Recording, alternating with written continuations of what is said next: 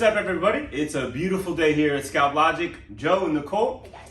And today, this is a fun topic. This is a really fun Does topic. being bald make life less meaningful?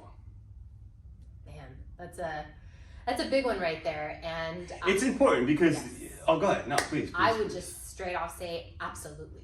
Absolutely. No. And I'm not a bald man, but I definitely speak to quite a few Quite on a few. daily basis. Daily. And I hear all kinds of stories. Mhm. And I would start off just by saying yes and 100%. And we're going to tell you guys. Yeah, why. I mean, I think that's a given. We made this title because we firmly believe it to be true.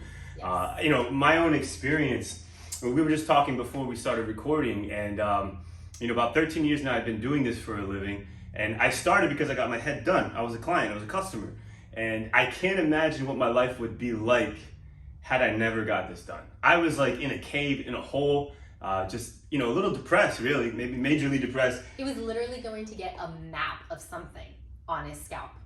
Just to So give that's you a- guys some perspective. No. That really shows. I feel a little judgment coming from me.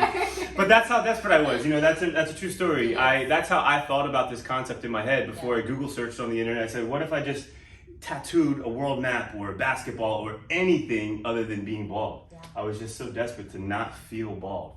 So to have that frame, I mean, as we always say, you can tell how excited we get about it because we know how important it is. Yes. I think this is a better topic for you to kind of kick your knowledge because, I'm living it, but you do talk to how many different personalities? I mean, from all over the world. That's what's really cool about what we do. It's not just US Yeah. based, it's from absolutely everywhere. Let me ask you a question. Yes.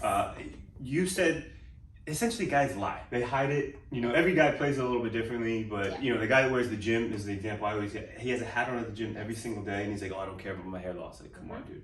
Obviously you care. Yes. So talk to them a little bit about that. How do guys move? What funny things they do? What do you see? Any consistencies or what? It's very consistent. It's like they'll be at the gym, they're very confident, and then all of a sudden, let's say a pretty girl comes up to them and Sure. she's like, oh, and kind of starts playing with his hat or anything. All of a sudden, freezes up, completely acts different, and is like, you know what? Heck no, this is danger zone. I don't even want to go down this path. Other situations are going on a date, even to a nice restaurant. They will actually pick restaurants that are not somewhere nice just so they don't have to take off their hat. And to me, that's like, Yeah. what? I think people would be blown away, women especially, if they realize the lengths guys go to Yes. conceal, to hide, whatever they have to do. Yes. Yeah. Absolutely. Or even like, the man that's married and his wife has no idea that secretly he's like researching what can he do about his hair loss, or he's in the bathroom, derma rolling and thinking that maybe this is going to grow back his hair. I mean, we hear the craziest type of stories, and it's Sure. really sad because it's like, there isn't a platform where guys really feel comfortable, and we say this all the time, Sure, where they can sure. confidently speak about the hair loss. And I mean, on some level, society tells people, accept yourself. You have to accept who you are. And we're not saying not to accept yourself. We want to make sure that we make that No, on the surface, that's obvious. It's like, Yes. don't be shallow. Yes. If you're bald, just be graceful in it Yes. and accept it. But Easier said than done. at the same time, we're pretending if we're saying that it's really not bothering people. Sure. I think getting a little bit deeper on it. Yeah, exactly.